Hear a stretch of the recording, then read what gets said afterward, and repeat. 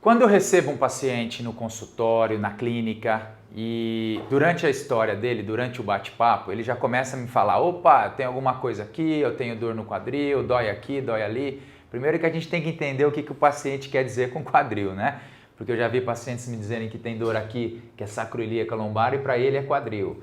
Já vi pacientes dizer que a dor é na frente, que a dor é lateral, que a dor é posterior, que a dor é inguinal. Então você tem que meio que interpretar também as informações que os pacientes nos trazem, né?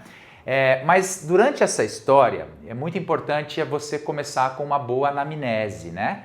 Então eu gosto de ouvir muito o paciente, ouvir muito o cliente, o que ele tem para me contar, desde dos problemas antigos dele, as correlações. Tudo bem que aqui a ideia é falar do quadril, mas vamos ouvir se ele já teve algo no joelho, no pé, na lombar. A gente tem que escutar muito para depois ir afunilando para a região do quadril, tá? Então, a história da moléstia pregressa, se teve algum trauma, alguma lesão, algum entorse, se teve algo que startou o processo, ou seja, comecei a ter dor a partir daquele dia, alguma queda, isso é importante. Ou não, ou a dor foi aparecendo, foi ficando, foi aumentando e está aqui até hoje. Isso é óbvio que quando isso acontece eu penso mais em algo progressivo, degenerativo, né? Quando tem um trauma, uma contusão, uma entorse, uma queda, a gente pensa em algo mais traumático, sem dúvida nenhuma, tá? Então, história da moléstia pregressa, e depois eu vou finalizar essa entrevista com a história da moléstia atual, que aí eu faço uma perguntinha para a paciente. Eu falo: e aí, me conta agora como você está? Apesar de tudo que você me contou no passado, qual é a sua condição hoje?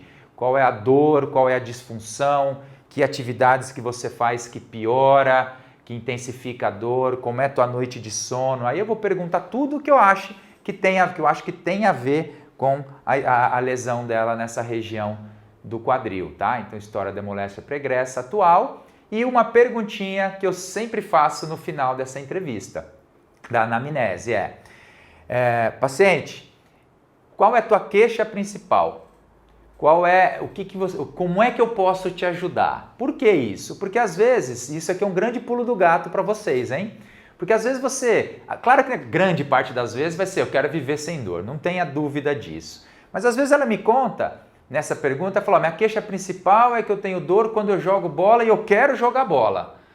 Opa, isso é importante, porque adianta eu fazer um tratamento com ela de 2, 3, 4 meses e no final disso ela está sem dor, está pulando aqui dentro da minha clínica, está desacelerando, está fazendo tudo, mas eu não botei ela para jogar, eu não fiz um trabalho com bola, eu não acompanhei indo para um society, para alguma coisa assim, para ele realmente botar à prova aquilo. Agora, se você durante o tratamento conseguiu melhorar a condição dela e ela voltou a jogar e ela te contou durante o tratamento que jogou bola ontem e está super feliz, eu consegui ir na expectativa dela. Por isso que esse é um grande pulo do gato, que às vezes a gente não se atenta a isso. Eu pego uma senhorinha com dor no quadril e aí ela me queixou que o problema dela é a hora que ela pega o filho no colo, o neto no colo, ela gostaria muito de pegar o neto no colo. Adianta eu tratar 2, 3 meses, zerar a dor, e em momento nenhum eu fui lá e simulei com algum objeto na clínica e depois com uma criança nos braços ela levantar o neto? Não, eu não cheguei na expectativa dela. Então eu trabalho muito com expectativa. Qual é a expectativa do paciente, do cliente, quando ele me procurar, para eu atingir essa expectativa sem prometer milagres. Ninguém vai prometer nada que não possa cumprir, mas a gente põe como objetivo número 1 chegar naquele ponto. Então a queixa principal é algo que eu sempre pergunto. E como eu faço parte de uma equipe, vocês, se não fazem, vão fazer, nem sempre quem você avalia, quem você consulta é aquela pessoa que você vai atender. Às vezes você trabalha numa equipe que você avalia, mas outro vai atender, ele avalia e você atende, enfim.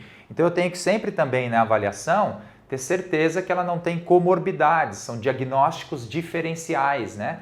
Eu tenho que perceber se ela não tem um problema cardíaco, se ela é diabética, se ela é hipertensa, se não tem nada que contraindique exercício, se ela já não teve alguma lesão, algum trauma, fraturas no passado, se ela tem um outro problema, por exemplo, reumatológico, que tudo isso está relacionado aqui. E às vezes, por exemplo, ela tem um marca-passo cardíaco e eu não pergunto isso na avaliação, vou eu querer fazer alguma coisa de eletro nela?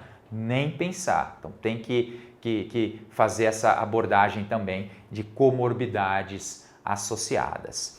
E quando ela vai me contando essa história, quando ela vai me contando o que ela tem, durante esse processo, na minha cabeça vai passando um filminho ali, né?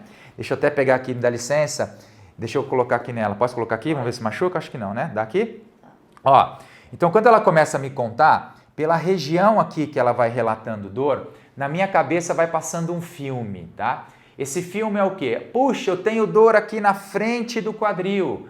E quando eu realizo alguma atividade, eu já começo a pensar, pode ser uma artrose do quadril? Aí depende da idade. Pode ser um impacto femoroacetabular que joga a dor aqui para frente do quadril? Pode ser esse cara aqui, ó esse aqui, ó pessoas maior, pessoas menor, ó o ilíaco. Ó, esse bichão aqui passa na frente do quadril, pode ser uma tendinopatia de psoas, pode ser simplesmente uma fadiga no músculo psoas, uma contratura. Tem aqui o tendão do reto femoral que sai da espinha ilíaca antero-inferior. Tem aqui o tensor da face lata, ó, que sai aqui da espinha ilíaca antero-superior e vem descendo anterolateral aqui. Pode ser uma síndrome do trato iliotibial, pode ser um problema intraarticular, tá? Pode ser pubis, ó o pubis aqui. A gente sabe que aqui no pubis se insere não só o reto abdominal, montei aqui a sua coluna. Não só aqui o reto abdominal se insere aqui, mas também os adutores. Os adutores, eles se inserem próximo ao pubis. De repente, uma pubalgia, pubeite, uma sinfisite. Tudo isso aqui, ó, frente do quadril. Claro que durante a minha história com ela, eu já perguntei também se ela não tem problemas uroginecológicos, se ela tem problemas gastrointestinais, que é óbvio que eu tenho que excluir, tá? Se eu suspeitar que ela tem pedra no rim, ela começa com uma dor mais lombar, se eu suspeitar que é uma apendicite, que é uma dor fora do trivial, encaminha ela para um especialista, para o cara investigar mais a fundo, um clínico geral, algo assim. Se você suspeitar que a dor é muito alta, parece uma hérnia inguinal, uma hérnia abdominal, ó, encaminha ela também para um clínico geral ou para um ortopedista para que ele possa fazer um screening e fazer exames mais detalhados, né? Muitas vezes você, fisioterapeuta, você pode ser o fisioterapeuta de primeiro contato. E é você que vai ter que fazer esse screening que eu estou fazendo aqui, tá? Ah, não, ela chegou e falou, doutor, dói aqui, ó, né? Pontou lateral. Então eu começo a pensar tudo que eu tenho nessa região lateral. Pode ser uma trocanterite, que é uma tendinite de glúteo médio, pode ser aqui uma bursite trocantérica, pode ser o próprio tensor da face lata. Eu vejo muita fadiga, contratura de vasto lateral. A gente tem que contrair a coxa aqui. Gente. Ó, a gente sabe que o vasto lateral, apesar de ele sair aqui da patela, ó, ele vai subindo e ele se insere aqui logo abaixo do trocânter maior. Então, toda essa faixa lateral, a dor, não necessariamente é o tensor da face lata. Pode ser simplesmente o vasto lateral. Olha essa dica também que a gente não pensa. Já cheguei a ter pacientes que eu fortaleci quadríceps e zerou a dor lateral na coxa. Por quê? Porque a hora que o vasto lateral ganhou força, ele parou de contraturar. E não era a síndrome do trato iliotibial propriamente dita. Tá? Então, pense nisso. Aí ela chegou e fica de lado, de frente para mim. Então ela chegou, dá licença, deixa eu colocar aqui. Aí ela chegou e falou, ó, eu tenho dor nessa região. Nossa, aí abre um leque enorme. Então eu vou começar a olhar aqui, ó, sacroiliaca. Eu vou olhar a lombar, ver mobilidade lombar lá na frente, fazer testes de lombar para ver se não é uma dor lombar irradiada. Eu vou olhar a sacroiliaca, ó, disfunção sacroiliaca, normalmente é uma queimação que a pessoa sente aqui quando fica muito tempo sentada ou quando anda muito, ela sente queimar essa lombar baixa. Eu tenho aqui paravertebrais, eu tenho dor facetária, então aqui eu vou ter que excluir também dor lombopélvica, se a dor vier posterior. Quando ela vem e aponta essa dor mais baixa aqui, eu tenho que pensar no piriforme, pode ser uma contratura de piriforme, o próprio glúteo médio, que é um rotador lateral, pode contraturar e ficar cheio de ponto gatilho. Glúteo máximo também isso pode acontecer. Tenho que pensar em dor glútea profunda, que é uma dor aí meio estranha, bem profunda mesmo, que às vezes você acha que é o piriforme, não é, pode ser uma compressão neural lá no fundo, sem falar, óbvio, né, da dor ciática, que pode também irradiar. Quando eu olho aqui para baixo, ó, aqui eu tenho a túbera isquiática. Então, quando você palpa aqui o túber isquiático, depois eu falo um pouquinho de palpação, mas a tuberosidade isquiática é a origem de quem? Dos isquiotibiais. Então, eu canso de ver pacientes que têm uma tendinopatia proximal, uma entesite de isquiotibiais, e aí a dor é um pouco mais baixa quando fica muito tempo sentada. Temos a bursa isquiática também. Existe uma outra lesão que nós chamamos de impacto isquiofemoral, que é comum em mulheres corredoras que estão aumentando o pace, começando a dar passos mais longos. Elas acabam de tanto fazer a extensão da coxa na corrida, tá? Ela acaba impactando ali o trocânter menor, a posterior de fêmur, na tuberosidade isquiática, e ela gera uma dor bem aqui, ó, nessa região que também se confunde muito com piriforme, com tuberosidade isquiática ali, uma tendinopatia proximal de isco. Pô, Foucault, então esse impacto posterior ou esse impacto isquiofemoral, na verdade ele é igual às outras. O sintoma sim, a única diferença é que quando você faz uma ressonância, quando dá um infiltrado, um hipersinal, bem aqui nessa região do quadrado femoral, associado à dor posterior, e pessoas que estão aumentando, que fazem atividade física e faz hiperextensão de quadril, essas pessoas a gente acaba fechando esse diagnóstico de impacto isquiofemoral. Então, a grosso modo, pode ficar com a barriga para baixo? Desculpa, para cima.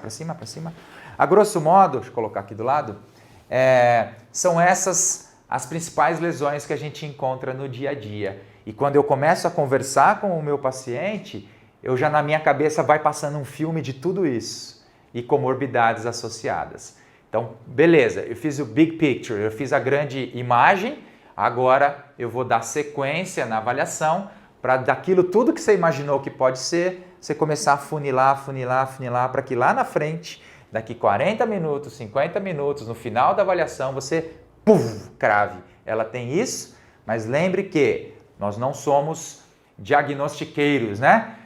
Quem vai fazer diagnóstico nosológico, deixa para o médico fazer isso. Eu tenho que fazer sim o diagnóstico diferencial, que é isso que eu trato. Eu não trato o exame de imagem. E muitas vezes na ortopédica, outro pulo do gato. Hoje vai ser o dia dos pulos do gato para vocês, pulos do gato ou dos gatos para vocês. Lembre sempre disso. Você não trata exame. Você ficar dando um diagnóstico nosológico, ela tem uma pubalgia porque tem uma inflamação proximal de adutor. Muitas vezes ela pode jogar bola 5 horas hoje e amanhã faz a ressonância, vai dar exatamente isso. Não necessariamente isso é foco de dor. Você tem que saber qual é a disfunção que ela tem. Por isso que essa história é muito importante. A gente trata a disfunção dos pacientes e não um exame de imagem, um laudo de ressonância, que grande parte das vezes não é o que se relaciona ao que o paciente realmente tem. É claro que a gente sabe também que tem, dentre essa sequência, depois da anamnese, é você fazer a inspeção, né? Mas a inspeção já é bem clássico, aí todos vocês com certeza já sabem os pontos principais de tornozelo, joelho, quadril, báscula da pelve, coluna, escoliose, vocês já sabem fazer uma análise postural de frente, de costa e lateral, parte do pressuposto que isso é bem básico para a gente. Então, depois que eu fiz essa análise mais visual, essa inspeção, eu já, para aproveitar que o paciente está em pé, eu evoluo para os testes funcionais, tá? Até para fazer esses testes antes dele deitar, depois que eu vou para a parte de palpação, de anatomia palpatória. Então, como o quadril está muito relacionado, óbvio, à lombar, eu gosto de começar sempre com os testes de Mackenzie de flexão e extensão. Então, eu vou pedir para ela fazer várias repetições, de preferência 10 repetições de flexão da coxa, flexão da coluna. Então, ela volta para o neutro e vai fletindo. Então, aqui, depois da 10ª repetição, eu vou perguntar se ela tem dor irradiada, se a dor centralizou ou se é que ela tem dor lombar, óbvio. Se ela centralizou ou se ela sentiu que ao descer a dor periferiza, se ela desce, irradia. Vou perguntar também se a intensidade da dor aumenta, fica igual ou piora quando ela faz flexão, tá? Depois dessas 10 repetições, aí eu vou evoluir para as repetições de extensão, que eu vou pedir para ela do neutro ir para a extensão máxima e volta. Também com isso, eu estou perguntando ali o tempo todo se a dor centraliza, periferiza, intensifica ou diminui. O que eu estou buscando nesses testes? Achar uma preferência de movimento.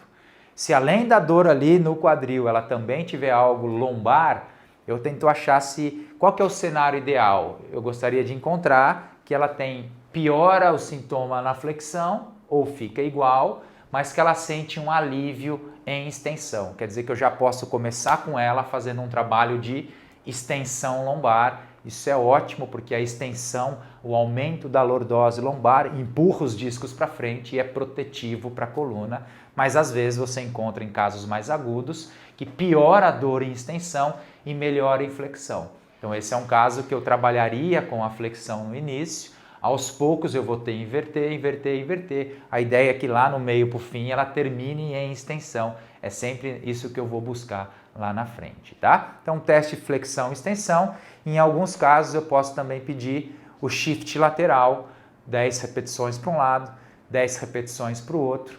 E aí eu tento também observar se para qual lado ela sente piora do sintoma ou melhora do sintoma. Tá? Além do teste funcional aí de flexão e extensão, eu uso o teste de Gillet. Então vou pedir para ela ficar de costa aqui. O teste de Gillet é um teste que, de novo, ele tem pouca acurácia. Por quê? Porque é um teste que avalia a mobilidade do ilíaco. E às vezes a gente sabe que a mobilidade sacroiliaca é tão discreta, são alguns milímetros, 2 a 4 milímetros, que pode ser um falso positivo ou um falso negativo. Mas o teste ele é dado assim.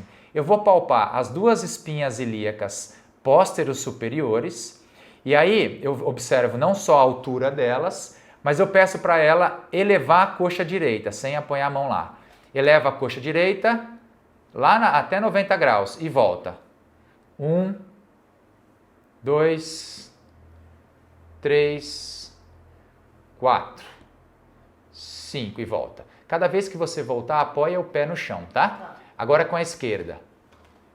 1, 2. O que eu estou observando aqui? Pode fixar. Daquele lado da dor no quadril, do desconforto, quando eu estou com as duas mãos aqui na espinha ilíaca, quando ela faz a flexão da coxa, pode fazer a flexão, pode até apoiar na maca. O que eu espero? Que ela faça um tilt posterior dessa hemipelve. Fazendo o tilt posterior, eu vou ter um rebaixamento desse dedo, porque ele está acompanhando a espinha ilíaca póstero superior, tá? Então, quando ele abaixa, quer dizer que ela tem uma boa mobilidade para posterior. O que a gente encontra via de regra em pacientes com dor lombar ou dor no quadril? Que ao realizar essa flexão, eu não mexo os dedos. É como se essa pelve tivesse presa em anterioridade. Ela não está tiltando o posterior. Aí eu vou lá e anoto que desse lado o teste de Gillet é positivo. E aí, sem dúvida que na hora do tratamento eu já vou lançar mão de técnicas de mobilidade posterior de ilíaco, tá bom? Então o teste de Gillet serve para isso, de novo, sabendo que a acurácia não é tão alta. Para a sacroiliaca, bom mesmo são os testes irritativos, o cluster, né, que é aquele conjunto de testes. Na sequência, eu gosto de fazer o step down, então ela vai ficar de frente para lá. Eu posso colocar uma escadinha, um step, um banquinho. Põe aqui, ó. Você vai colocar o lado direito. Vamos fazer do direito para facilitar na filmagem, mas vocês podem fazer sempre dos dois lados, mas olhar com mais atenção no lado sintomático. Eu estou aqui perto dela, para ela apoiar no meu ombro se ela perdeu o equilíbrio. Então, o que eu vou fazer? Eu vou testar o lado direito, né? O lado que está apoiado. Esse esquerdo, ela não precisa ir tanto lá para frente. Você pode só ficar aqui o suficiente para ir para frente. E aí ela vai tentar agora.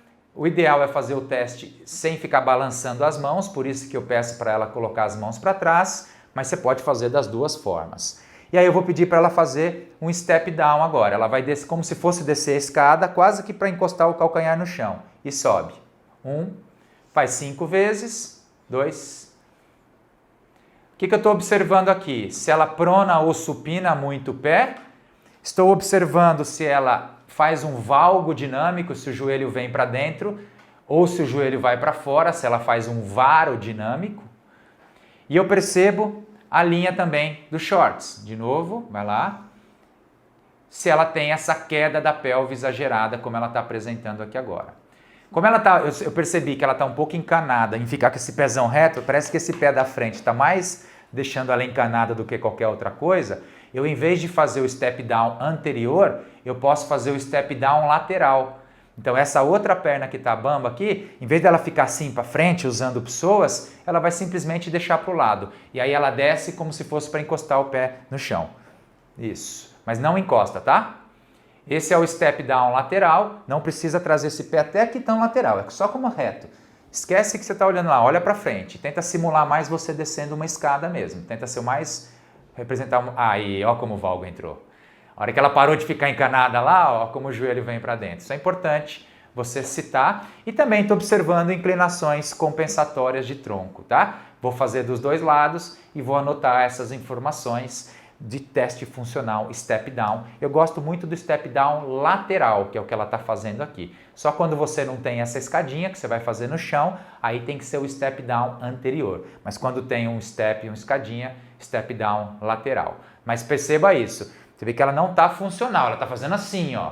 Então você tem que tentar fazer algumas vezes até a pessoa ficar o máximo possível simulando o dia a dia dela.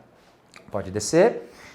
E aproveitando a posição dela, óbvio que aqui não vai dar muito, né? Eu peço para ela andar simplesmente no corredor da clínica. A gente tem em todas as clínicas do Instituto Trata, a gente tem a felicidade de ter laboratórios de análise do movimento, que aí nesse momento eu grampeio exatamente, eu quantifico o que ela tem. Aí é óbvio que é um nível superior de análise, mas se você não tem, filme lá com seu iPhone em slow motion, ela andando de costa, ela vindo para você, e aí você tenta observar dinamicamente como ela se comporta. Fica de frente para mim ali, eu não vou mandar um paciente já que acabou de me procurar com dor saltar, fazer coisas mais agressivas, normalmente está com dor, mas eu posso pedir um agachamento completo para ela, até não só para ver a amplitude do quadril, mas ver padrão de agachamento. Então eu vou pedir para ela agachar como se fosse pegar um negócio lá no chão, como se fosse ficar de cócoras, isso. Então aí eu vejo exatamente qual é o padrão do paciente. Você vê que ela já se armou para agachar como ela agacha na academia. Não, eu peço para ele agachar para pegar um objeto no chão, pode fazer algumas vezes, para simular o dia a dia mesmo. Eu vejo se tem muita anteriorização de joelho, se ela agacha só com exagero de flexão do tronco, se ela agacha projetando muito o joelho para frente, se ela agacha fazendo o valgo do joelho, se ela agacha unipodal fazendo queda da pelve. São várias informações que você vai colocando dentro de uma peneira, vai balançando a peneira e vai vendo o que vai caindo, o que vai dando positivo. Para que lá na frente, depois dos testes especiais, você, marcou aí o que o cara tem e depois disso você bola uma sequência terapêutica. Vamos para a parte da palpação. Eu sempre digo que se você souber a anatomia biomecânica, mas principalmente aqui a anatomia, com um dedinho ali você praticamente mata os pontos de dor, os pontos de tensão do seu paciente. Você fecha um diagnóstico com um dedo, desde que você saiba exatamente quais são as regiões que você vai palpar aqui, tá? Então, nessa sequência de palpação, eu gosto sempre de ir nessa região da frente do quadril, ó.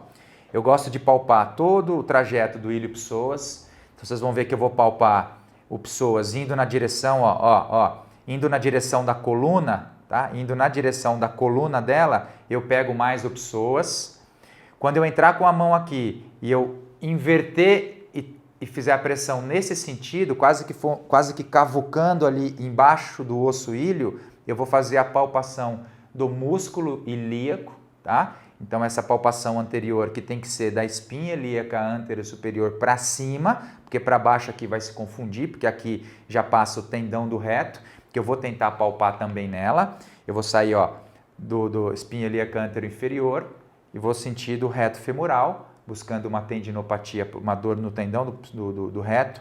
Eu tenho tensor da fascia lata saindo daqui, que aí ele vem e até mais ou menos metade da coxa, ele vai ser o tensor da fascia lata, que é o músculo, e depois da metade ele vira a banda iliotibial, é a fascia lata, que aí é uma palpação diferente, porque aí não tem feixe contrátil, né? Aí é banda, é outro tipo de tecido. Em cima disso, eu também posso fazer a palpação mais interna de adutor. A gente sabe da importância ímpar que o adutor magno tem aqui. O adutor magno, ele é um feixe um leque enorme que a gente tem nessa parte dos adutores aqui. E a parte mais anterior do adutor magno, ela além de adução, ela faz flexão da coxa. A parte mais posterior do adutor magno, além de adução, faz extensão, por isso que é um músculo que vira e mexe, está sobrecarregado. Então eu vou pedir licença depois para ela e vou fazer bem uma palpação alta aqui dos adutores, buscando aí pontos de tensão, pontos de dor, que podem estar aí corroborando a dor que ela tem no dia a dia, associando a dor que ela tem no dia a dia. Então, palpação de adutor é sempre importante. Ainda nessa região anterior, ó, deixa eu subir um pouquinho aqui, gente. Ainda nessa região anterior, eu vou palpar o púbis por cima, tá? Buscando uma área de dor púbica. E em alguns casos, assim, você pode até tentar palpar por baixo, mas aí tem que pedir bastante licença para o paciente, né? Se for o homem, tem que botar o saco escrotal para o lado e palpar por baixo dele. Então é um pouco mais difícil a palpação inferior do púbis. Então eu vou mais para a palpação superior. E se eu estiver suspeitando de uma pubalgia, aí lá nos testes especiais eu testo o grava, que vai me dar essa positividade nesse teste aí, tá? Então você vê quantos pontos, mas você vê como é interessante, ó. Às vezes 1, 2 dedos para cima ou para baixo, você pega mais um ou outro músculo, mais um ou outro tendão. Então é uma região aí de um raio de 1 palmo, ó, na frente do quadril, que você tem pelo menos umas 10, 12 lesões que podem ser foco de dor ali, foco de problema ortopédico, tirando as dores irradiadas de vísceras, dor irradiada de órgãos aí internos. Quando eu for para a parte lateral aqui dela, né, eu vou fazer a palpação de trocânter maior, porque a gente sabe que no trocânter se insere não só o tendão do glúteo, mas a bursa trocantérica. Então, normalmente, quando ela tem dor, a palpação eu tento palpar em decúbito dorsal e depois eu viro o paciente e em decúbito ventral também palpa a parte mais posterior ali do trocânter. Se tiver dor peritrocantérica, eu chamo de trocanterite, tá? Também palpo o trajeto do tensor da face lata em decúbito ventral. Eu vou virando ao paciente, tá? E aí aqui eu faço a palpação posterior. Vocês vão ver que eu vou buscar, saindo aqui, ó, do trocânter maior, indo na direção do sacro que está aqui, subindo, ó, eu vou palpar o piriforme, depois eu vou subir minha mão e palpar todo o glúteo médio, principalmente as fibras posteriores de glúteo médio, são fibras que também são rotadoras laterais. Então, quando eu palpo glúteo médio posterior, a região posterior, normalmente eu encontro miogelose, eu encontro pontos gatilhos, porque ele tenta trabalhar como rotador lateral. E como pano de fundo disso tudo, eu tenho aí o grande glúteo máximo, que é um triplanar perfeito do quadril, porque ele é rotador lateral, ele é extensor e ele é abdutor. Então esse bichão, sem dúvida, que está aqui, que tem que ser avaliado também, né? E aí eu vou virando, a hora que eu estiver em decúbito ventral, vocês vão perceber que eu vou fazer uma palpação de sacroilíaca, tá? Nessa região sacroilíaca, eu vou palpar a região lombar. Em alguns casos eu já aproveito até e faço um PAC aqui para ver mobilidade lombar, para ver mobilidade antero-posterior da lombar, um bloqueio lombar sem dúvida que vai aumentar carga aqui, cisalhamento na sacroilíaca, e um bloqueio de sacroilíaca, uma irritabilidade sacroilíaca tem tudo a ver também, não só com a dor lombar, mas também com a dor posterior no quadril, tá? Então, basicamente é isso. Vamos agora para os testes nela. Pega aqui para mim, por favor. Vamos para os testes de palpação na paciente. Eu vou tentar seguir essa sequência que eu acabei de falar de pontos de tensão. Vou pegar aqui um pouquinho só o travesseiro, depois eu devolvo, ó. Eu vou fazer aqui do lado esquerdo, só para aproveitar aqui a facilidade com a câmera, né? Não ter que ficar na frente de vocês. Então, vamos começar aqui. Então, ela relatou que tem dor no quadril, tá? Independente da região. E eu vou começar aqui pelo ilio-psoas, né? Então, o que eu faço? Eu palpo aqui a espinha ilíaca antero-superior, tá? E eu vou, com meus 3 dedos, eu vou fazer uma pressão e essa outra mão aqui ajudando no sentido de ir para a coluna dela, ó. Eu vou palpar sentido da coluna lombar. Aí eu subo um pouquinho e desço. Eu vou fazendo isso com a mão, ó, deslizando. E aí eu tento, aqui, ó. Aqui no fundo do meu dedo, eu estou percebendo um cordão pela carinha aqui da nossa modelo, que eu agradeço inclusive aqui a Gisele, ó. Agi, desculpa. Ó. Palpando aqui, esse é o ilio-psoas. Na verdade é o psoas, ó. Apertando aqui, ela já sente dor, isso porque não tem tanta dor no quadril. Imagina um paciente que já teria ido no teto. Então aqui, quando eu vou lá para a coluna, ó, eu pego o psoas.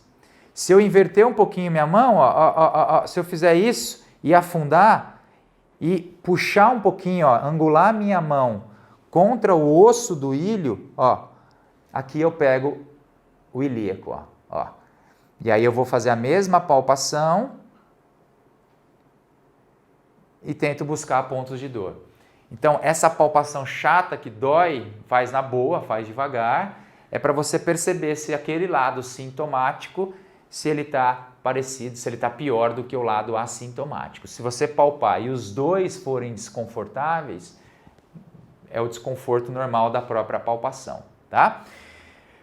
Por quê? Porque a gente sabe que o ilho-psoas ele passa aqui na frente do quadril, né? Ele ajusta a cabeça femoral aqui, ele passa na frente. Então o ilho-psoas, ele, além dele ter uma função de fletir a coluna, as feixes mais superiores, os feixes mais inferiores estendem a coluna, tá? Eles puxam para frente, porque eles têm relação, eles saem da coluna.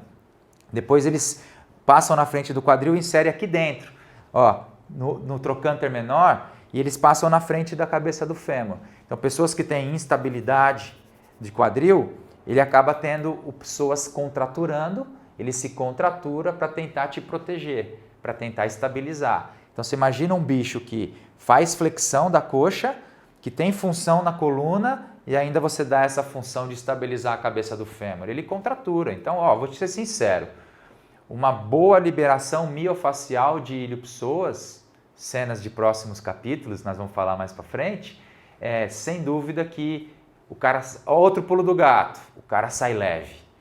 Uma palpação bem feita de ilho-psoas, de reto, uma boa miofacial, você tira 10, 15 quilos de carga daquele quadril, a sensação, né, do paciente. Então é muito legal, mas você tem que saber essa localização do músculo, tá?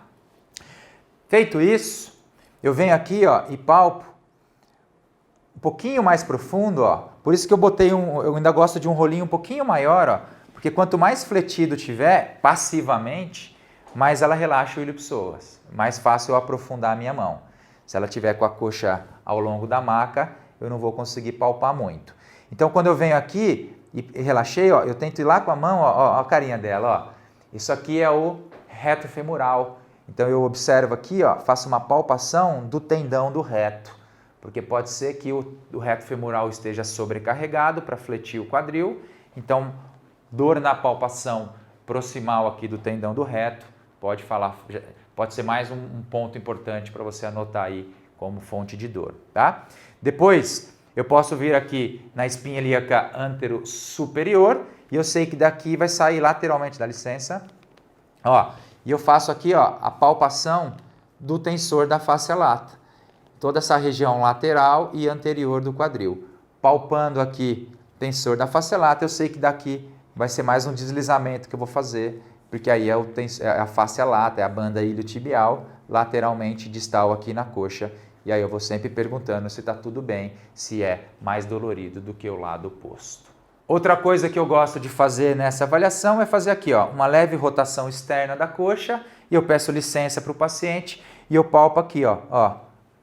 E eu palpo aqui. Quando você vê esse cordãozinho, ó, plec, plec, plec, aqui é o tendão dos adutores. Se você quiser palpar o ventre do músculo, vai um pouco mais baixo, ó, essa parte mais mole, mais macia. Aqui você palpa o músculo adutor, ó, ou os músculos do adutor aqui, o braço que vem para cá, adutor magro, adutor curto, longo, ó. Você vai palpando os adutores, se subir um pouquinho, dá licença, aqui você já está indo próximo do pubis, né? Aqui você pega mais a parte tendínea dos adutores. E aí você vai perguntando e vai anotando na tua ficha o que disso tudo de palpação está sendo positivo ou negativo, para você ir mais ou menos relacionando a dor que ela tem no dia a dia com seu teste de anatomia palpatória, tá? Não adianta se a dor é lateral e posterior no quadril, não é porque doeu aqui que você vai querer tratar o adutor, o pubis, tem nada a ver com o dia a dia, ela nunca teve dor púbica, nunca teve dor interna, esquece isso, é só a palpação. Eu vou relacionar isso aqui de palpação com o que ela relatar de dor no dia a dia, tá bom? Feito isso, essa palpação do adutor, você pode vir para cá, ó, na mulher é um pouco mais fácil, no homem você tem que pedir licença para ele com uma toalhinha lá e tira a genitália de perto, mas ó, aqui eu palpo a parte superior do pubis, aqui insere o reto abdominal, então eu estou palpando bem essa inserção distal do reto abdominal aqui, tá? Quando a dor do pubis, quando a pubalgia, ela está superior a ponto de doer palpando por cima, normalmente é lesão antiga, lesão mais crônica. No começo dói um pouco mais embaixo mesmo o pubis, quase que na inserção, na origem dos adutores. Quando é crônica, aí eu já percebo dor mais superior, tá bom? Fui palpando, fui fechando aqui. Na minha cabeça, galera, já está passando o filme daquele big picture que eu disse lá, de todas as doenças que eu botei aqui na minha frente imaginária, eu vou excluindo umas e excluindo outras. Opa, isso aqui não é porque a dor é aqui, isso aqui não é, palpei esse tecido, não doeu. Você vai excluindo, a ideia é tirar 70% disso na anatomia palpatória e quando você for lá para os testes especiais, aí desses 30% que sobrou, 20%, você pau! Aí você mata o que a paciente tem e muitas vezes você ainda mesmo depois dos testes especiais, mesmo depois da história, mesmo depois da anatomia palpatória, você ainda ficou em dúvida entre 2, 3 coisas que podem ser. Aí sim, você vai apelar para o exame de imagem. Aí sim, no final, você vai olhar o raio-x ou a ressonância para tirar dúvida. Nunca pegue, o paciente ele chega para mim todo dia no consultório, ele já chega aquele calhamaço de exame, ele já põe na mesa e já começa a tirar para você ver, porque ele está acostumado com isso. Ele está acostumado a ser atendido no convênio, que tem 10 minutos de consulta, então ele fica ansioso para você ver o exame. Calma, isso é uma felicidade que eu tenho na minha vida de poder atender de forma particular, né?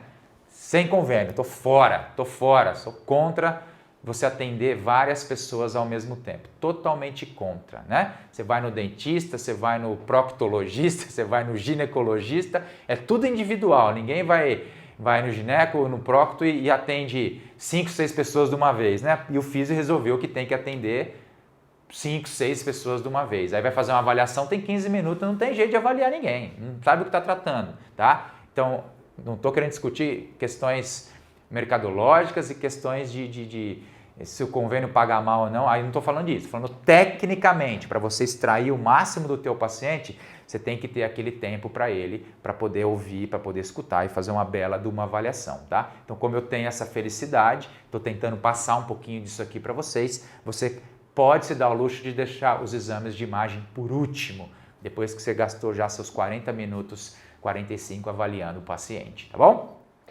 Nessa sequência, vamos agora, vamos ficar de lado. Eu vou mostrar do lado direito dela aqui, só para também aproveitar. Pode esticar esse, de baixo, isso. Eu vou mostrar aqui do lado direito agora, tá? Porque ela tem só para também, de novo, por causa da câmera. Então, o que eu vou fazer? Ó? Quando eu aperto aqui, eu tenho o trocânter maior aqui, tá? O trocânter maior, a gente sabe que dele, ó, eu posso palpar o próprio trocânter, mais anterior, mais superior, mais posterior. Então aqui eu consigo ver ou observar o ponto de dor. A dor trocantérica, a trocanterite, a bursite trocantérica ou a tendinite de glúteo, a dor é pontual. Você vem aqui com o teu dedo, ó, você palpa, ela, ai, acabou. Aonde tem dor no dia a dia? É exatamente aqui que tem. Acabou. Até existe uma forma de confundir, que é um negócio chamado sinal do C, ou outro pulo do gato. O sinal do C é aquele paciente que chega para você e fala, ó, doutor, dói aqui, ó. Quando ele faz o sinal do C, na literatura, o sinal do C é para mostrar que tem uma dor intraarticular, é lá dentro, não é extraarticular, é impacto, é artrose.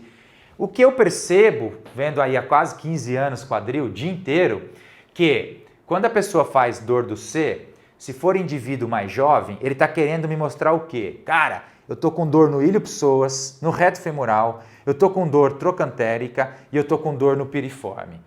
Ele está querendo me mostrar que está fadigado, que ele está com volume alto de treino ou de atividade do dia a dia e que esses músculos estão fracos, eles estão sobrecarregados.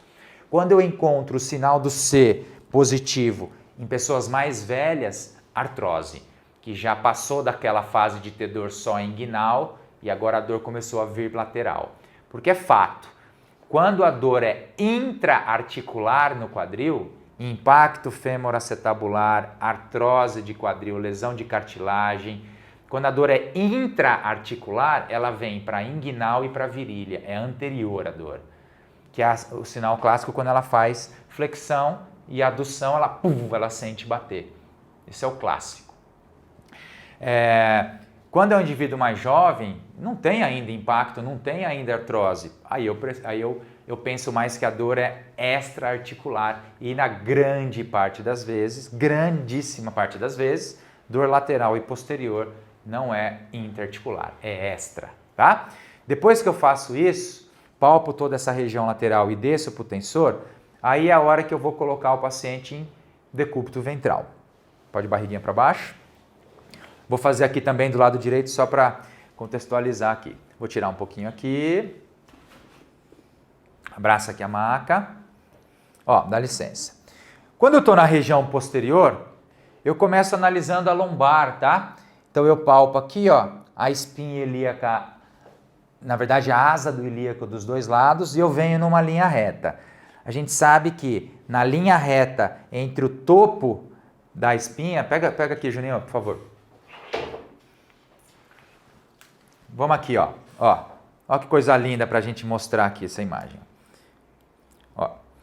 Então, o que eu vou avaliar aqui nela agora? Eu vou pegar na asa do ilíaco, ó, quando eu venho reto, eu pego aqui o processo espinhoso de L4. Então, eu vou fazer uma mobilização anterior, PAC, de L1 a L5, tá? Vou fazer uma palpação de sacroilíaca, apesar de eu não conseguir com o meu dedo lá dentro da sacroilíaca, mas para observar se isso aqui é fonte de dor. Vou avaliar paravertebrais, bem lateral aqui palpando, e vou olhar todos os músculos rotadores laterais, que são esses daqui. Glúteo médio, máximo, piriforme, vou avaliar essa região posterior, túber isquiático, tá? Então, palpação dessa região toda posterior do quadril. Asa do ilíaco, L4, DC1, L5. Pisiforme, travei a mão e ó, subir, gravatinha reta, tá? Tem que estar no crachá aqui, ó, você tem que subir, mobilização anterior.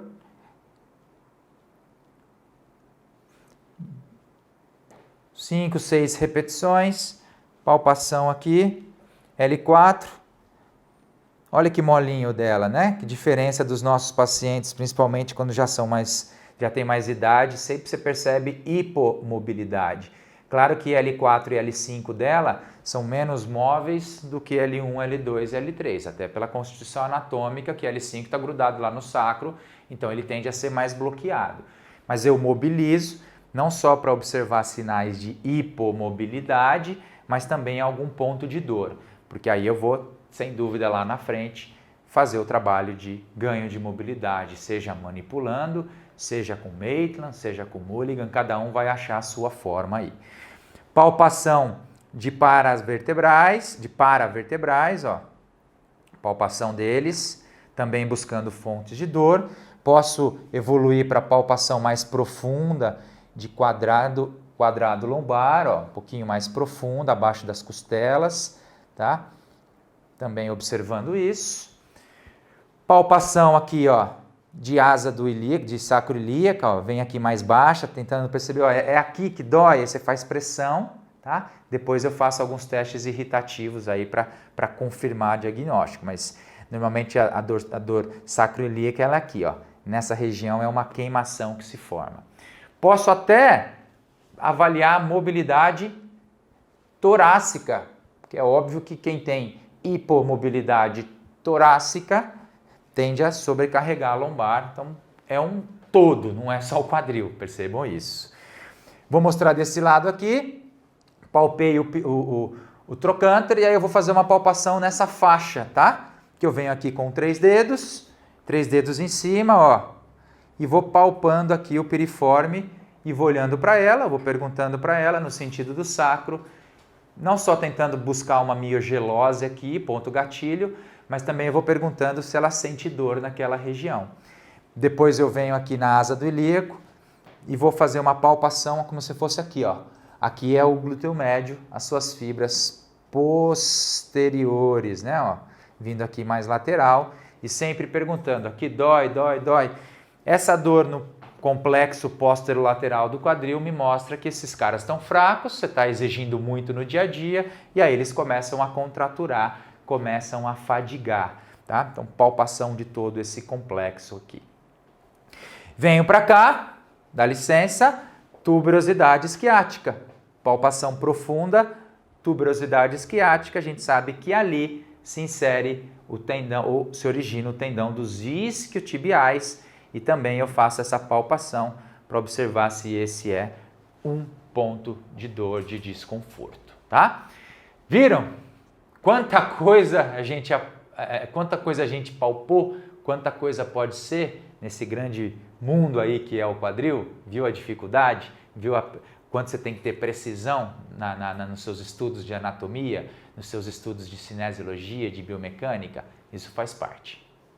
Amplitude de movimento e força muscular. É óbvio que isso já é jargão, né? Precisa estar dentro da nossa avaliação. Claro que essas avaliações estáticas, elas são importantes, mas sem dúvida nenhuma que a avaliação dinâmica é o mais importante. Você precisa ver a pessoa botar a prova na funcionalidade dela e não só deitada numa maca. Mas são processos que você tem que colocar dentro dessa opção, dentro dessa ideia de fechar uma hipótese diagnóstica disfuncional.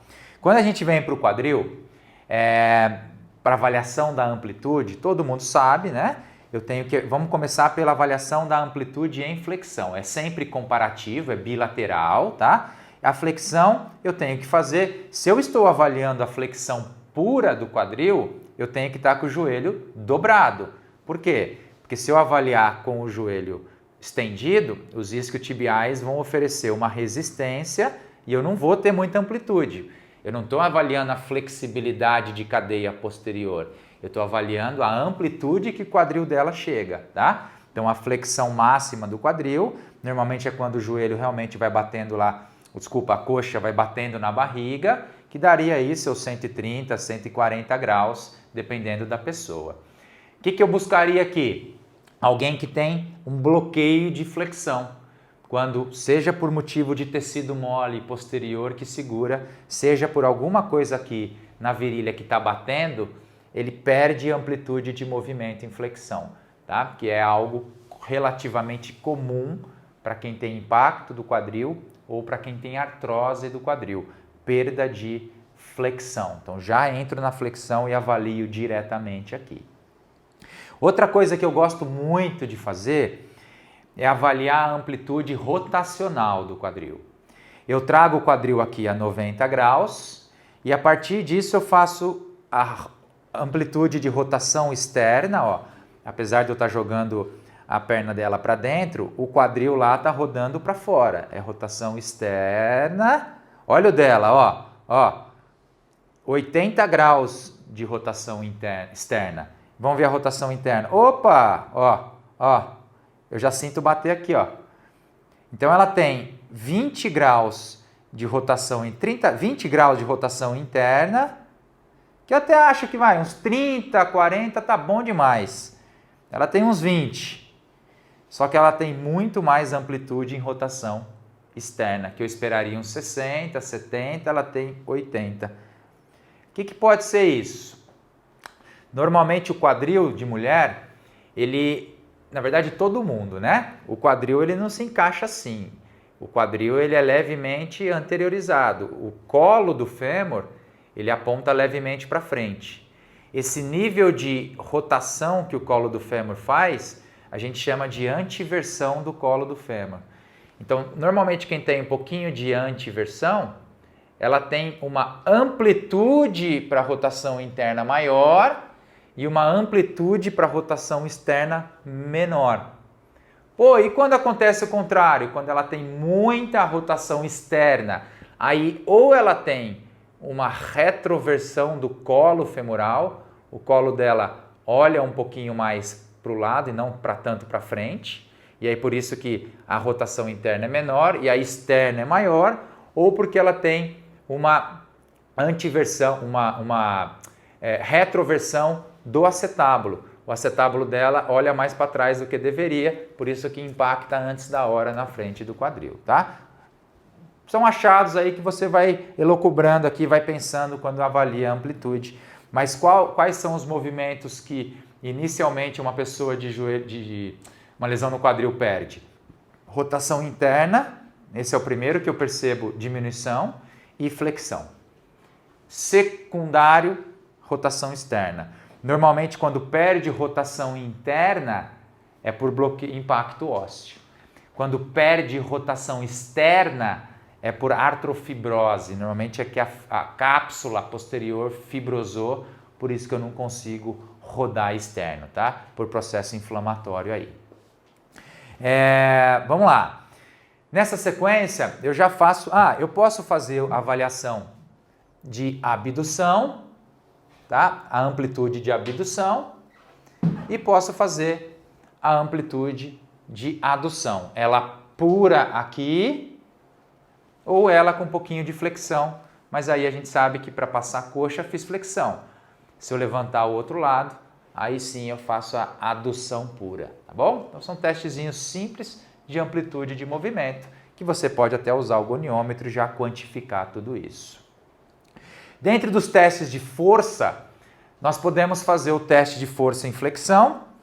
Vamos fazer do lado direito aqui para eles verem, ó, aqui. E aí você pode pôr resistência aqui ou aqui e trava aqui, ó, a pé, ó, vai. Força para flexão, eu posso fazer assim com o joelho esticado, que aí entra um pouco mais do reto femoral, ou eu posso fazer com o joelho dobrado, ela sentada aqui na maca, e aí eu ponho uma resistência, sobe, resistência contra a flexão, tá? Aí eu avalio um pouco mais o ilho-psoas propriamente dito, bom?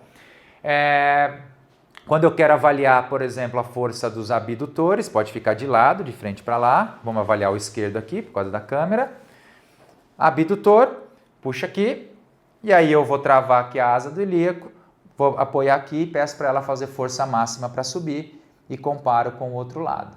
Você pode usar a graduação mais antiga, grau 1, 2, 3, 4, 5 de força, ou você pode usar um dinamômetro manual, que aí você coloca aqui e quando ela faz força, você acaba vendo direto no visor qual é a capacidade dela em gerar torque ou em quantos quilos que ela consegue levantar. E aí melhor ainda, você quantificou, tá? Quando você usa o joelho, o clássico é usar o joelho assim, em extensão, mas a gente sabe que aqui entra um pouquinho do tensor da face lata, tá?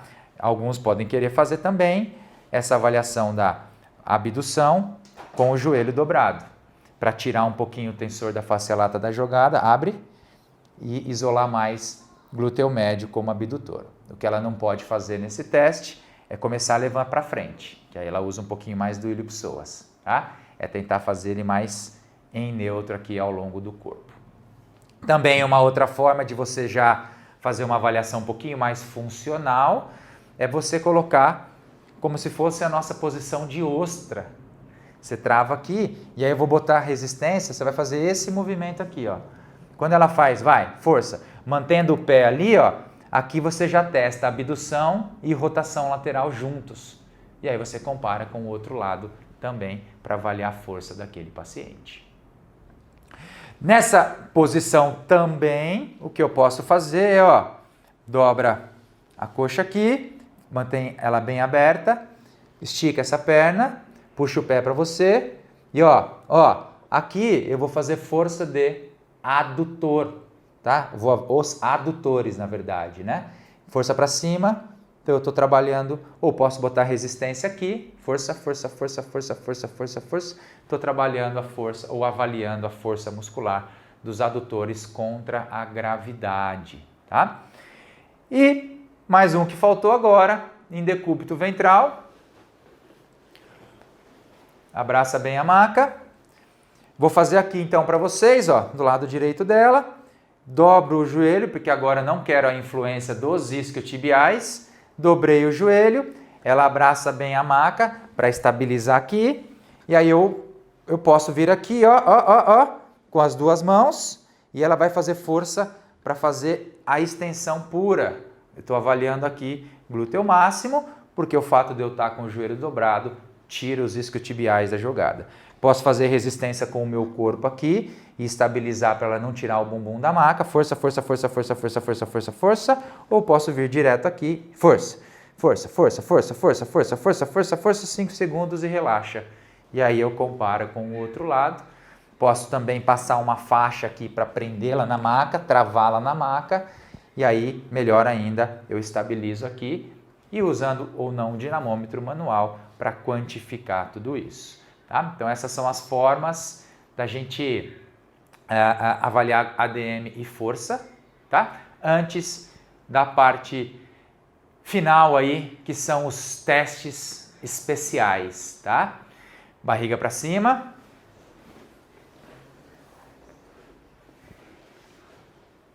Testes especiais. Agora é a hora do vamos ver. Eu já passei por testes funcionais, eu já passei por inspeção, eu já palpei anatomia palpatória, já avaliei amplitude, já avaliei força e na minha cabeça já está desenhando ali o que ela tem. Só que agora eu vou fazer uma série de testes para bater o martelo no que ela realmente tem. E como eu disse, se ficar dúvida, exame de imagem lá na frente. Então, alguns testes importantes para o quadril, existem muitos, tá, galera? Muitos mesmo, tá? Eu vou aqui passar por alguns que são mais do meu métier, alguns mais que eu uso, os mais clássicos, mas é óbvio que você pode achar ainda um monstro de testes aí, muitas opções, tá? Então, vamos começar aqui por testes de sacroiliaca. Então, os testes irritativos da sacroiliaca, eu posso ter aqui o teste de tração sacroiliaca. Então, vem um pouquinho mais próximo de mim aqui. Vou palpar com as minhas duas mãos. Nós temos um curso, inclusive, completíssimo sobre bases e métodos de avaliação. Um curso online aí, que são muitos módulos, aí envolve tudo, membro superior, inferior, coluna, parte muscular. É um curso super completo de bases, métodos e técnicas de avaliação com o Instituto Cefisa, tá? Mas aqui, passando alguns de quadril, você palpa aqui as duas asas do ilíaco, subiu e ó, afunda, afunda, afunda, afunda. Pode fazer com a minha mão direita fixa e eu afundo a esquerda, pode travar a minha esquerda e afundar com a direita. O que eu estou fazendo? Quando eu estou apertando, na verdade eu estou abrindo a sacroiliaca lá, tá? Porque eu estou apertando, mas lá atrás ele abre. Tá? Então é o teste de squish ou teste de mola, que você avalia a integridade da sacroiliaca lá atrás. Nessa mesma sequência, você pode colocar uma mão aqui, a outra mão aqui e ó, agora é o contrário. Agora eu vou fazer esse movimento, que quando eu abro a asa do ilíaco dos dois lados, ó, lá atrás eu estou comprimindo. Então quando eu empurro aqui na frente para abrir, lá atrás eu aproximo. Então, esses dois testes, eu tento observar se isso reproduz a dor sacroiliaca, testes importantes para sacroiliaca. Outro teste que também dá para fazer, o de Geislin, que é um teste que eu vou pedir para ela vir um pouquinho mais próximo aqui de mim, metade do bumbum fora da maca, cuidado. Você vai segurar essa coxa aqui, e essa coxa dela que está próximo de mim, eu vou deixar ao longo da maca, ó. Tá? Eu vou deixar quase que um teste de Thomas, só que ela faz lateral aqui na maca. E aí, eu venho aqui e ó, empurro com essa mão, ó, com essa mão, eu venho aqui e empurro levemente para baixo. Essa mão eu estou estabilizando para ela não cair para cá, mas ela está sentindo o meu corpo aqui, então ela vai ficar segura. Então, quando eu empurro para baixo, o que eu estou fazendo lá na sacroiliaca dela? Eu estou fazendo cisalhamento. Então, também esse teste eu observo dor sacroiliaca, aquela dor lombar baixa que eu disse agora há pouco, tá? Para sacroiliaca, como a mobilidade sacroiliaca é muito pequena, a gente avalia mais testes irritativos de sacroiliaca, porque tem o teste de Gillet, que vocês conhecem, mas o Gillet, apesar dele querer avaliar a mobilidade é tão pequena que é muito fácil você errar aquele teste.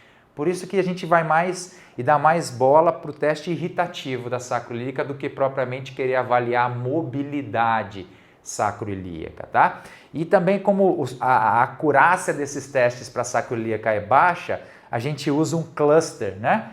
Então a gente faz 3, 4 testes, quando a grande maioria deles é positivo, aí você crava que a dor é sacroiliaca. Mas se a maioria deles for negativo, então você vai meio que somando o efeito de testes para chegar num diagnóstico mais preciso, né? Pode ficar normal agora. Eu vou excluir que não tem nada lombar, né? Então, por exemplo, além daqueles testes de mobilidade lombar, além dos testes de flexão e extensão lombar de Mackenzie, tá? Para observar dinamicamente, eu também faço o slump e o Laseg, tá? O teste de Laseg, que é a elevação da perna reta, passivo ou ativo, o que você vai fazer é, mantendo o joelho reto, entre 30 e 70 graus, você faz esse movimento para tentar reproduzir uma dor lombar irradiada para a coxa. Dor lombar irradiada para a coxa, tá? E você pode até pegar aqui e fazer a dorsiflexão, tosquiando aqui, para ver se reproduz mais ainda o sintoma. Se for um cara que você está suspeitando de dor ciática, o teste de Laseg tende a dar positivo. Por que de 30 a 70? Porque ali é um momento que ainda os isquiotibiais não estão encurtados, né? Se você levar para 70 a 90, aí sim a dor posterior é dos isquiotibiais, na grande parte das vezes. De 30 a 70 não, tá? Ela é mais estável. E também você pode sentar de frente para lá. Tá? Teste de slump, vou fazer agora do lado direito. Puxa o pé em dorse, estica e volta. Estica e volta. Algumas vezes. E aí eu vou pedir para você encostar agora o queixo no peito. Teoricamente, quando ela flat, você vai aumentar a pressão intratecal ali, teria que piorar o sintoma de dor lombar irradiada para a coxa, tá? Teste de slump ou de mobilização neural, também um teste importante. Testes de impacto do quadril, que a gente chama de FADURI, flexão, adução e rotação interna, FADURI, ou também chamado de SCOUR, S-C-U-R, SCOUR test. São testes onde eu vou fazer a flexão do quadril, levar para a adução e forçar um pouquinho a rotação interna. Ou eu posso vir aqui de baixo e já terminar lá, ó. Ou eu venho de baixo e faço essa diagonal, ou eu venho para a flexão, aduzo e rodo um pouquinho. Quando eu faço esse movimento triplo, eu estou simulando o impacto do quadril. Quando eu faço esse teste, ela sente um beliscado antero-medial ali no quadril, inguinal, virilha, e realmente é uma dor que simulou o que ela faz no dia a dia, o que ela tem dor para agachar, para sentar num lugar muito baixo, aí o teste é positivo para impacto fêmuro-acetabular ou para artrose do quadril. Também é uma coisa que a gente vê bastante no dia a dia, tá? Além disso, tem o Faber, eu já venho para a sequência aqui, coloco o pé dela acima do nível da patela, acima do joelho, eu estabilizo o lado que a perna está esticada e eu empurro um pouquinho para baixo aqui, ó, faço uma pressão e é óbvio que eu gero um fulcro. Quando eu empurro aqui, eu faço isso com o quadril lá. Ó. Quando ela sente dor anterior, lesão de quadril, intra-articular. Quando dói lá na sacroiliaca lá atrás, aí é positivo para sacroiliaca. Então esse é o Faber, que eu não só avalio dor no quadril, quando eu faço essa pressão, mas eu também observo qual é a distância entre o joelho e a maca aqui. E eu comparo com o outro lado para ver se ela tem algum déficit de ADM rotacional, que às vezes esse lado para mais alto do que o outro. E aí eu posso medir essa distância, vou mandar ver aqui em técnicas de mobilização para tentar ganhar um pouco dessa rotação no futuro, tá bom? Mais um teste aí importante.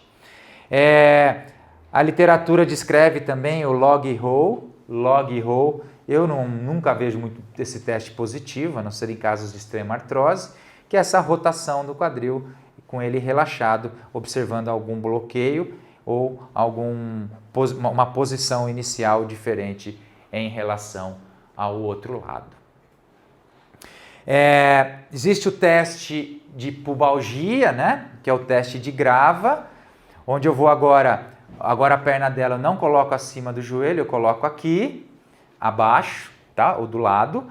Eu vou estabilizar aqui a asa do ilíaco. Eu vou colocar uma resistência, você vai fazer força para fechar. Enquanto você está fazendo força para fechar, eu vou falar já e você vai fazer um exercício abdominal junto, tá? Então estabiliza aqui, força para fechar, força, vai, vem com o abdominal, força, força, força, força, força, força, força, força, força, força e relaxa. 3 segundinhos, ela está não só usando o abdominal, como está usando o adutor, está cisalhando ali, botando pressão no pubis. Quando esse teste é positivo para uma pubalgia, tá? Teste de Grava, mais uma opção aí pra gente. Decúbito lateral, de frente para eles, isso. Eu vou fazer agora o teste de Ober, também importante. Ela está em decúbito lateral, eu vou pedir para ela vir bem próximo de mim aqui. O bumbum encostou na minha mão, as costas também. As costas um pouquinho mais para trás, perfeito. Então eu estou sentindo aqui de lado, para ela sentir confiança que eu estou aqui. Eu vou manter a perna de baixo dobrada, a de cima eu estico. Eu não vou deixar ela cair para trás, eu vou mantê-la aqui. E eu trago a coxa dela, ó, para posterior, só para o pé ficar fora da maca lá. E aí eu vou travar aqui o quadril dela, para ela não fazer isso com o quadril na hora do teste. Eu vou travar aqui, ó, e manter ele para cima, reto, e solta a coxa. Solta. Olha que interessante.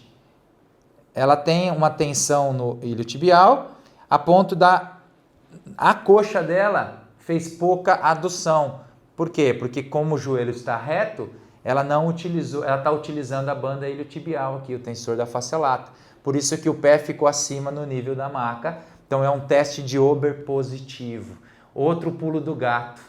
Se vocês tiram a mão aqui, ó, o pé passa. Mas por que passou? Olha a linha dos shorts. Ó, porque ela desceu a pelve. Agora, se você põe no neutro, trava aqui, não deixa ela roubar, ó, solta. Aí o teste é positivo. Então, cuidado para fazer esse teste de Ober. Tem que prestar atenção nessa estabilização aqui do ilíaco, essa estabilização da pelve. Tá? Barriga para baixo. Vou fazer agora de novo do lado direito, que é um outro teste para quem tem dor posterior, para quem tem dor como se fosse simulando uma dor glútea profunda ou principalmente um impacto isquiofemoral. Ela fica aqui, eu vou pegar aqui a coxa dela por baixo, vou estabilizar a lombar, eu vou fazer uma extensão e fico fazendo aqui, ó, uma adução e abdução, mantendo a extensão da coxa. E depois disso, eu vou trabalhar com rotação. Eu rodo para fora, aduzo e abduzo. Rodo para dentro, aduzo e abduzo. O que eu estou tentando simular? Estou tentando levar o trocânter menor e a parte posterior do fêmur de encontro à tuberosidade isquiática. Tá? Eu estou tentando simular aquele impacto isquiofemoral entre o isquio e o fêmur, portanto, tá? Então, mais um teste importante para impacto isquiofemoral. Claro que lá atrás, quando eu falei de força muscular, eu acabei focando no quadril, mas eu poderia muito bem sentá-la na maca e fazer um teste de força para quadríceps, para extensor de joelho, como nessa posição, eu poderia fazer um teste de força para isquiotibiais, melhor ainda se o joelho dela estiver fora da maca para não ficar pressionando a patela, mas eu posso fazer um teste de força de isquio de um lado e comparar com o outro, porque é óbvio que quadríceps e isquiotibiais têm importância ímpar nesse complexo todo do quadril.